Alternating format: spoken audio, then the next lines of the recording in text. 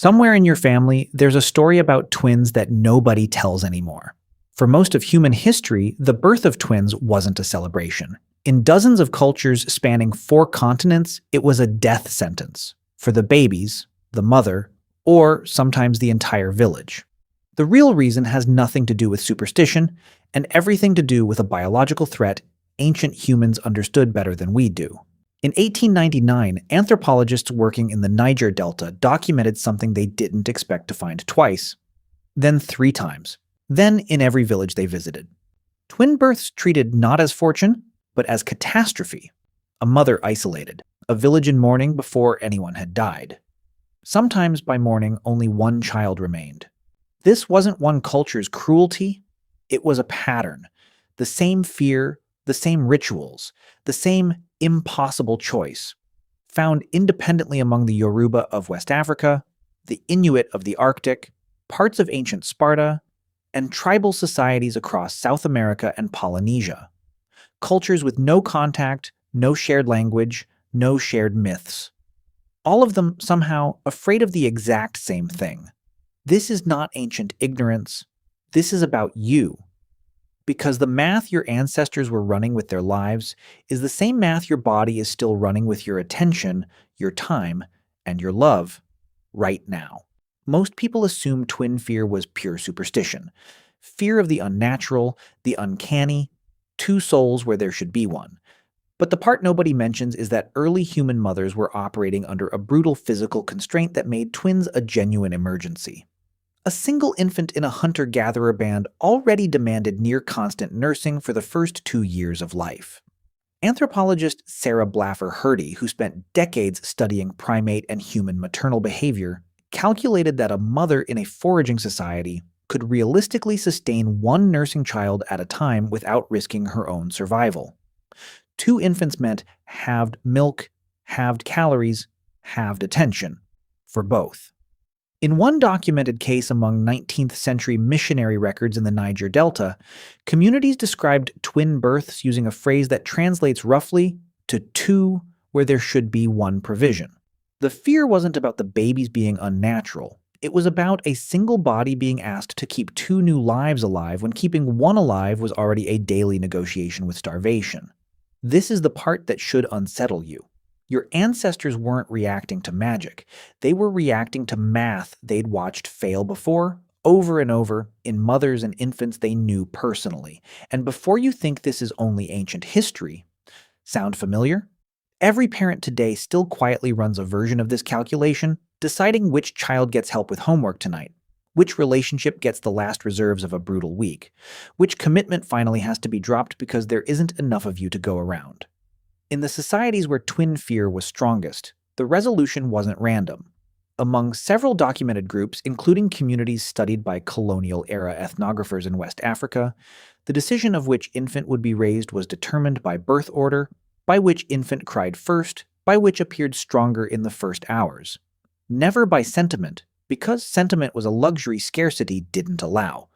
Researcher René Tranberg, studying Yoruba twin customs decades later, found something that complicates the simple twins were killed narrative entirely. In Yoruba culture specifically, twins eventually became sacred, ibeji, believed to share 1 soul and bring fortune to the family that protected both.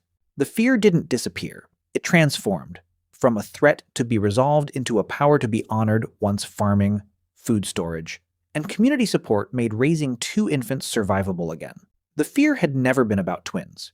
It had been about whether the environment could carry the cost of 2. By the time you widen the lens past any single culture, the pattern stops looking like superstition and starts looking like a universal calculation written into the species itself. Twin births are riskier for the mother. Twin pregnancies carry significantly higher rates of complication, hemorrhage, and maternal death than single births. A risk every pre-modern society would have witnessed firsthand, repeatedly, without needing a study to understand it. Researchers studying historical demographic records have found maternal mortality in twin births running multiple times higher than in single births in eras with no surgical intervention available at all. This wasn't only about milk, it was about a mother's body being asked to carry double the physiological cost of birth itself, In a world with no transfusions, no antibiotics, no safety net beneath her, a village that lost a mother didn't just lose one woman. It lost every future child she would have raised, every skill she would have taught, every year of labor she would have contributed to keeping everyone else alive. Seen this way, twin fear wasn't fear of the twins at all. It was fear of losing everything a single mother represented to an entire community's future, multiplied by the chance that motherhood itself wouldn't survive the birth.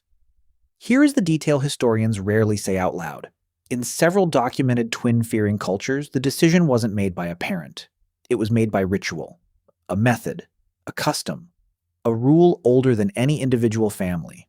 Sometimes the babies were exposed to the elements, sometimes a single feeding vessel. Whichever infant fed first lived. The other did not. No villain, no cruelty in the modern sense, just a system built to make an impossible decision survivable by removing choice from any one person's hands. Are we already running our own quiet version of this? Every time resources don't stretch far enough for everyone who needs them, someone, somewhere, is still doing the math. For decades, the standard explanation for twin fear stopped at superstition, an easy, comfortable answer that let modern readers feel safely distant from it, as if ancient people simply didn't understand biology the way we do now.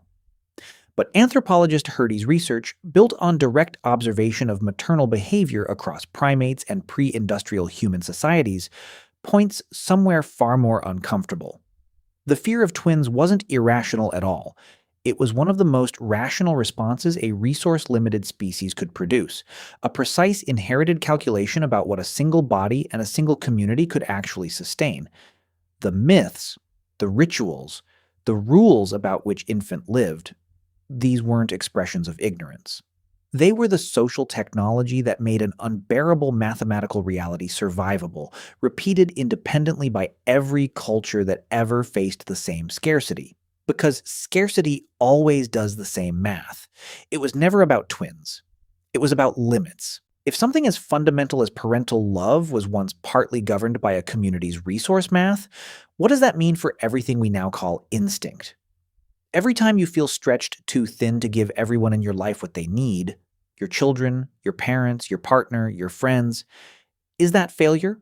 Or is it the same ancient calculation, still running quietly underneath a feeling you've never had a name for? We like to believe love is unconditional, infinite, uncalculated. But somewhere in the architecture of the people who survived to become your ancestors, a harder truth was written in. Love has always had a ceiling, and the species has always known it. It turns out the guilt you feel when you can't give everyone enough of you isn't a personal failure. It's an ancient signal, inherited from every ancestor who once had to choose, doing exactly what it was built to do. We didn't invent scarcity. We just got better at hiding it from ourselves.